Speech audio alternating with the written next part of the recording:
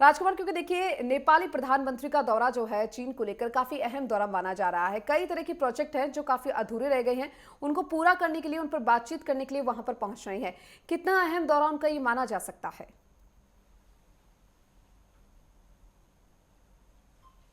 देखिए दीपिका, स्वाभाविक तौर पर अगर हम बात करें नेपाल की, तो नेपाल के जो रिश्ते हैं वो हिंदुस्तान के साथ भी बहुत बेहतर हैं। लेकिन पाकिस्तान को लेकर हमेशा चीन के साथ थोड़ी सी अदावत हिंदुस्तान की रही है। चाहे कोरोना काल के दौरान रहा हो, नेपाल की बहुत मदद हिंदुस्तान ने की है। और ये मित्रता अब से नहीं, ये मित्रता बहुत लंबे समय से चली आ रही है। और इस मित्रता का अनुमान इसी बात से लगाया जा सकता है कि नेपाल जाने के लिए किसी पासपोर्ट की आवश्यकता नहीं है। अगर कोई नेपाली व्यक्ति अगर हिंदुस्तान में आना चाहता है तो किसी पासपोर्ट की आवश्यकता नहीं है, और बिना पासपोर्ट के नेपाल से आया जा सकता है। तो ये एक मित्रतापूर्ण जो संबंध हैं, उन संबंधों का एक जीता जागता उदाहरण है। लेकिन चीन के साथ जिस तरीके से चीन पाकिस्तान को लेकर हिंदुस्तान को हमेशा घेरने की रणनीति बनाता रहता है, और अमेरिका के साथ उसकी निश्चित तौर पे अमेरिका और चीन के अंदर एक थोड़ी सी अदावत ये है कि दोनों महाशक्ति बनना चाहते हैं। दोनों अब देश में दुनिया में सबसे ज़्यादा ताकतवर दिखना और बनना चाहते हैं।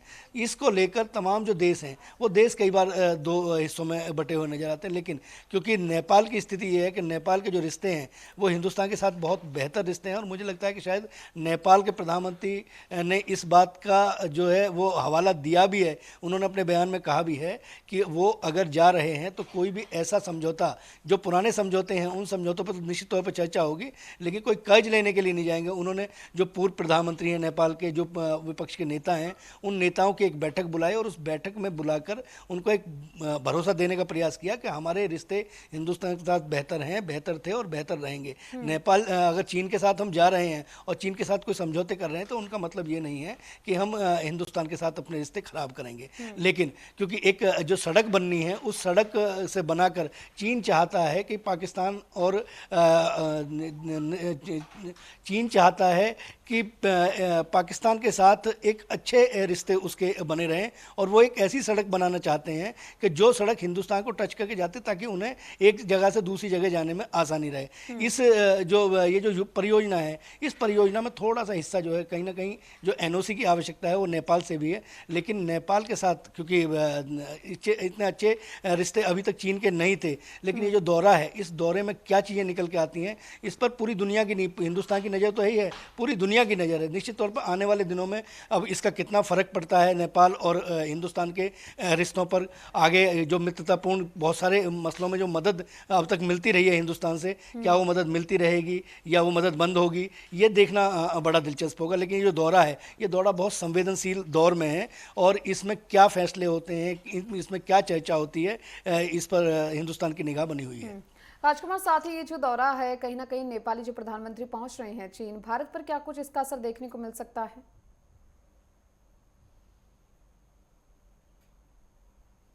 देखिए स्वाभाविक, क्योंकि देखिए चीन के साथ जिस तरीके की स्थितियां हैं, चीन के साथ हिंदुस्तान का कोई सीधा टकराव कभी नहीं रहा बहुत लंबे समय में। ऐसा नहीं है कि 1962 में जिस समय प्रधानमंत्री जवाहरलाल नेहरू थे, उस समय बहुत बेहतर रिश्ते थे और हिंदी चीनी भाई भाई के नारे लगते थे।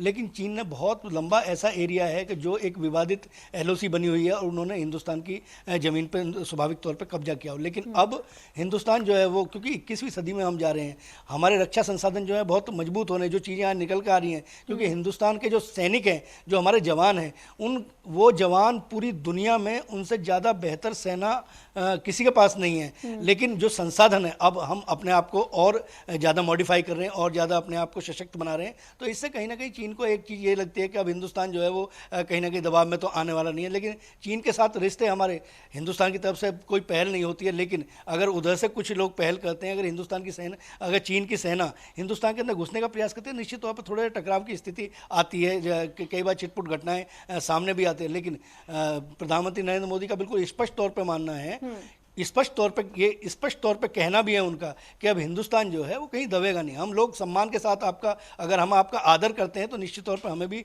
रेस्पेक्ट चाहिए। तो निश्चित तौर पर आने वाले दिनों में जो रिश्ते हैं वो रिश्ते थोड़े से प्रभावित जरूर होंगे।